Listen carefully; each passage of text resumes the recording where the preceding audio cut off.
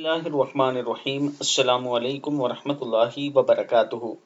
जुमे की नमाज के बाद गुनाह माफ़ करवाने का एक नबवी नुस्खा। अगर आप ये चाहते हैं कि आपके गुनाह माफ़ हों, तो जुमे की नमाज के बाद ये दुआ ज़रूर पढ़ें।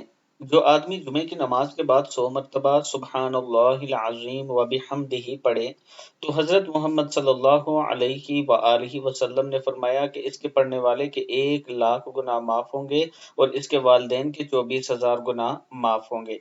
यानी अगर आप जुमे की नमाज के बाद ये छोटी-सी दुआ पढ़ लेते हैं, तो आपके 1 लाख गुनाह और आपके वालिदैन के 24,000 गुनाह माफ़ होंगे।